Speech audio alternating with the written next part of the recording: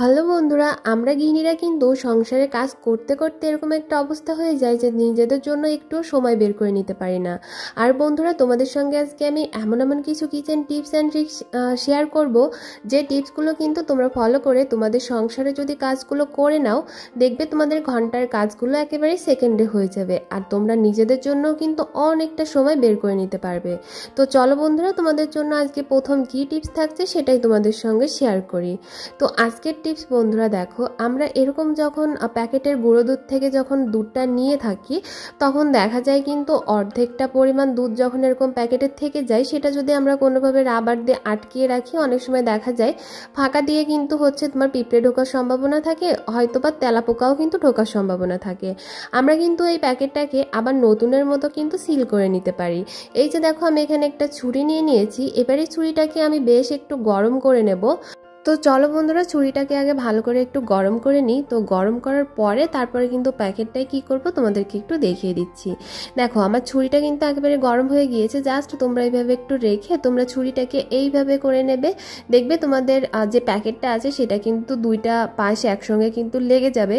আর এইভাবে লাগার কারণে কিন্তু তোমাদের এই যে প্যাকেটটা একেবারে কিন্তু নতুনের মতো সিল করা হয়ে গিয়েছে। এখান থেকে কিন্তু কখনোই আর দুধটা পড়ে যাওয়ার সম্ভাবনা থাকবে না, আর কোনোভাবে কিন্তু পিঁপড়া তারপরে কোনো রকম পোকামাকড় ঢোকারও কিন্তু কোনো রকম কোনো চান্স থাকবে না। খুবই সুন্দর, দেখো একেবারে নতুনের মতোই কিন্তু আমি প্যাকেটটা একেবারে সিল করে নিয়েছি। আশা করব আমার এই ছোট্ট টিপসটাও কিন্তু তোমাদের একটু হলেও উপকারে আসবে। যদি আমার এই টিপসটা তোমাদের কাছে একটু হলেও ভালো লেগে থাকে, তাহলে অবশ্যই একটা লাইক দিতে একেবারেই ভুলো না। তো চলো তারপর চলে এলাম পরবর্তী টিপসে। এবারে টিপস হবে, দেখো, আমরা তো সম্ভবত কলা খেয়ে কলার খোসাটাকে ফেলে দিয়ে থাকি। তো এখানে দেখো, কলার খোসাটা কিন্তু আমি ফেলে দেবো না, এটাতে কিন্তু আমি একটা কাজ করব। তো কি কাজ করব তোমাদের সঙ্গে শেয়ার করব। তার আগে এখানে দেখো, আমি কিছুটা পরিমাণে নিয়েছি বেকিং সোডা। তো বেকিং সোডা দিয়ে কলার যে খোসাটা আছে সেখানে কিন্তু দিয়ে দিয়েছি। তো দেওয়ার পরে এবার তোমার কলার খোসাটা দেখো এবার কি করছি আমি। এখানে এই যে আমাদের যে গ্যাস ওভেনটা আছে, আমরা কিন্তু প্রতিদিন যখন গ্যাস ওভেনটা রান্নাবান্না করে থাকি, অনেকটা কিন্তু তেল তেলে ভাব হয়ে থাকে, বা আমাদের এই যে গ্যাস ওভেনটা, বিশেষ করে যে গ্লাসের যে গ্যাস ওভেনটা আছে, এগুলো পরিষ্কার করার জন্য কিন্তু আমরা যে কোনো লিকুইড টিকুইড কিন্তু ব্যবহার করে থাকি। তো সেই ক্ষেত্রে বন্ধুরা, যদি আমরা এরকম কলার খোসায় কিন্তু অনেকটা পরিষ্কার হয়, কারণ কলার খোসায় কিন্তু তেলটা যে ধরতে কিন্তু অনেকটাই সাহায্য করে, মানে এইভাবে মুছলে কিন্তু তোমার তেলটা একেবারে উঠে যাবে।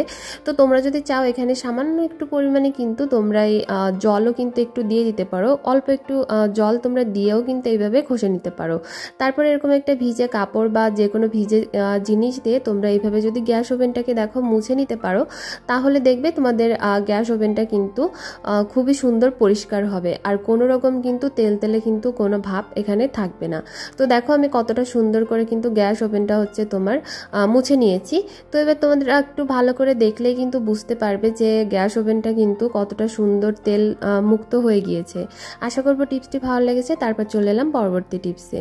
তো বন্ধুরা, এবারে টিপস হবে, দেখো, আমরা কিন্তু অনেক সময় এরকম হয় যে চা খেয়ে কিন্তু চায়ের যে নিচে এই যে চা টুকুনো থাকে সেটা কিন্তু আমরা ফেলতে একেবারেই ভুলে যাই। তো অনেক সময় এরকম চাটা কিন্তু থাকলে আমাদের চায়ের কাপটাই কিন্তু নিচে অনেকটা দাগ লেগে যেতে পারে, বা এই দাগটা কিন্তু সহজে একেবারে উঠতে চায় না। তো সেই ক্ষেত্রে বন্ধুরা, তোমরা কি করলে তোমাদের এই চায়ের কাপটায় দাগটা উঠাতে তোমরা পারবে, তো সেরকম একটা টিপস শেয়ার করব। তো এখানে কি করবে, তোমাদের চায়ের কাপের নিচে যদি এরকম দাগ হয়ে থাকে, তো বেশি না, সামান্য পরিমাণে একটু বেকিং সোডা দিয়ে দেবে। বেকিং সোডাটা দিয়ে তোমরা জাস্ট এইভাবে একটু হাত আঙুল দিয়েই কিন্তু তোমরা একটু ডলে নিলে দেখবে যে তোমাদের এই যে চায়ের কাপে যদি কোনো রকম দাগ হয়ে থাকে, সেটা কিন্তু একেবারেই থাকবে না। দেখো, আমি সামান্য কোনো রকম কোনো মাজনি ছাড়াই জাস্ট একটু বেকিং সোডা দিয়ে কিন্তু এরকম ডলে নিচ্ছি। ডলে নেওয়ার পরে সেটা কিন্তু দেখো একেবারেই কিন্তু তোমার চকচকে কিন্তু পরিষ্কার হয়ে যাবে। দেখো কতটা সুন্দর কিন্তু চকচকে পরিষ্কার হয়ে গিয়েছে।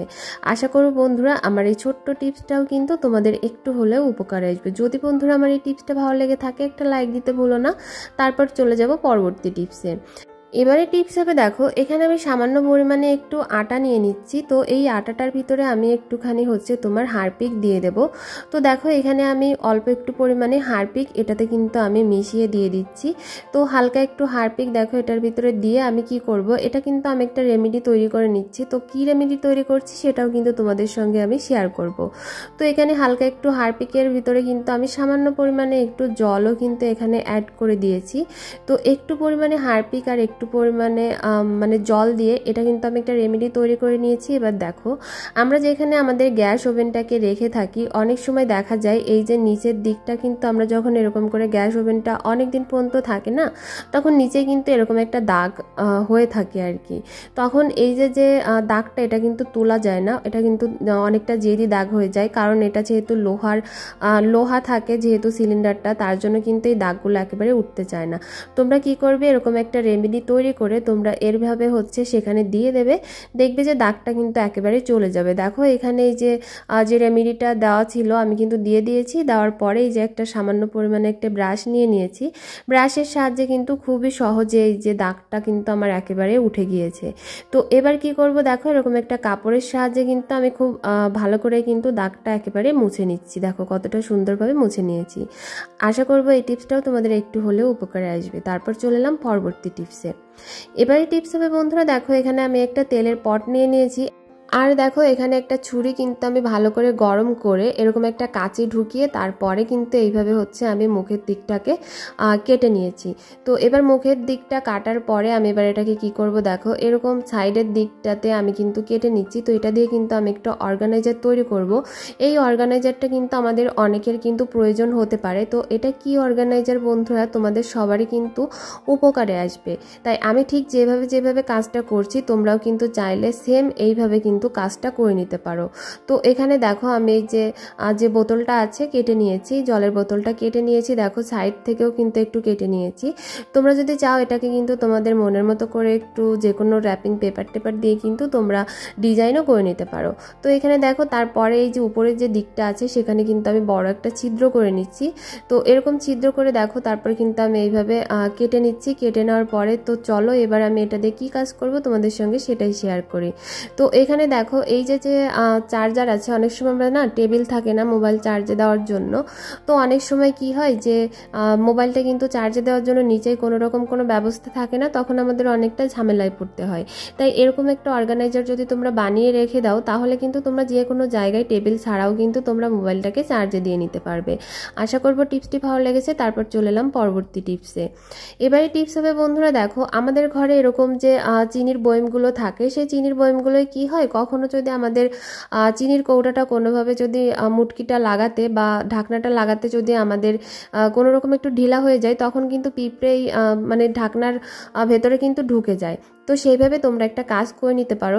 যখন তোমরা এরকম চিনিটা ঢাকনাটা খুলবে তখন কি করবে, অল্প একটু পরিমাণে একটা টিস্যুতে তোমরা ভিনেগার লাগিয়ে নেবে। ভিনেগারটা লাগিয়ে জাস্ট এইভাবে তোমরা চিনির কৌটার চারিপাশে হচ্ছে ঘুরিয়ে ঘুরিয়ে একটু লাগিয়ে দেবে।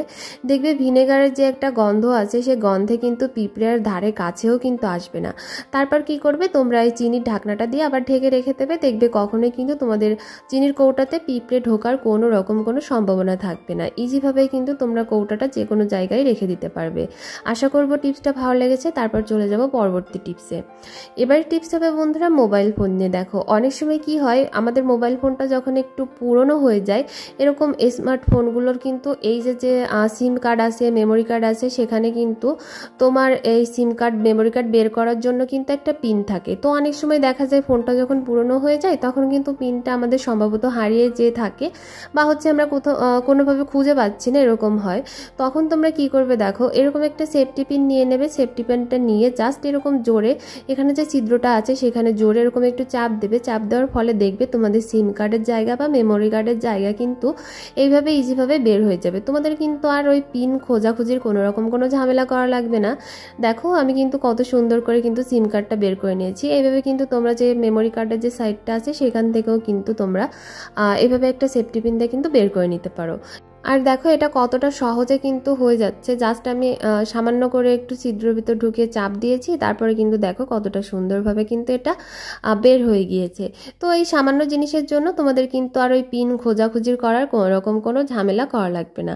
তো বন্ধুরা আশা করবো এই টিপসটাও কিন্তু তোমাদের একটু হলেও উপকারে এসেছে। যদি ভালো লেগে থাকে একটা লাইক দিও। আর আমার চ্যানেলে যদি তোমরা নতুন হয়ে থাকো তাহলে অবশ্যই আমার চ্যানেলটিকে সাবস্ক্রাইব করে দিও। আর ভিডিওটা বন্ধুদের মাঝে কিন্তু বেশি বেশি করে শেয়ার করে দিও।